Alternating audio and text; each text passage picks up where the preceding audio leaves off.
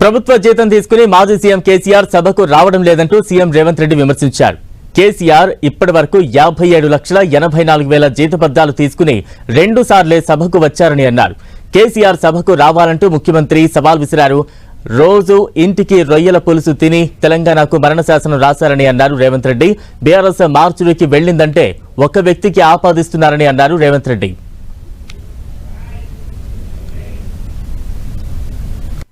చంద్రశేఖరరావు గారు ప్రతిపక్ష నాయకుడు అధ్యక్ష.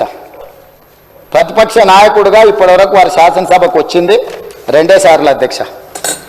వారికి పోయిన డిసెంబర్ 23 నుంచి ఇప్పటి వరకు వారికి ఇచ్చిన జీతం అధ్యక్ష 57,84,124 రూపాయలు అధ్యక్ష.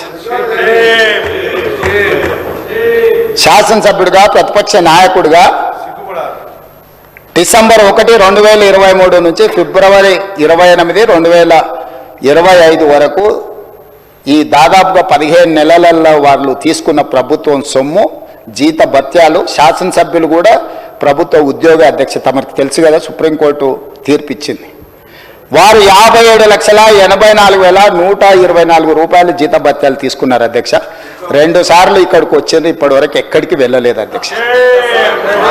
ప్రభుత్వ జీత భత్యాలు తీసుకొని ప్రజల్ని గాలికి వదిలేసి తెలంగాణ రాష్ట్రాన్ని కర్మకు వదిలేసిన ప్రధాన ప్రతిపక్ష నాయకుడు ఈరోజు వాళ్ళను ఇట్లా తయారు చేసి రేబీస్ వ్యాక్సిన్ రియాక్షన్ వచ్చినట్టుగా వాళ్ళు వ్యవహరిస్తుంటే ఏం చెప్పాలి అధ్యక్ష?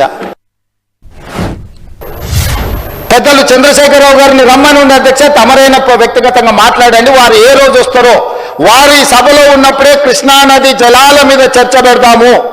ఈ చర్చలో ఒకవేళ మా తప్పేదైనా ఉందని నిరూపిస్తే సభా సాక్షిగా చంద్రశేఖరరావు గారికి, బీఆర్ఎస్ నాయకులకు నేను క్షమాపణ చెప్తా అధ్యక్ష. ఇది నా సవాల్ అధ్యక్ష. చంద్రశేఖరరావు గారికి సవినయంగా నేను చంద్రశేఖరరావు గారికి సవాలు విసురుతున్నా. కృష్ణా పరివాహక ప్రాంతంలో కృష్ణానది జలాలలో ఈరోజు తెలంగాణకు శాశ్వతంగా అన్యాయం జరిగింది చంద్రశేఖరరావు గారి హయాంలో, లెక్కలతో సహా నిరూపించడానికి నేను, మా మంత్రి ఉత్తమ్ కుమార్ రెడ్డి గారు సిద్ధంగా ఉన్నాం అధ్యక్ష. మాటకు ముందు స్టేచర్, మాటకు వెనకాల స్టేచర్ అంటారు అధ్యక్ష.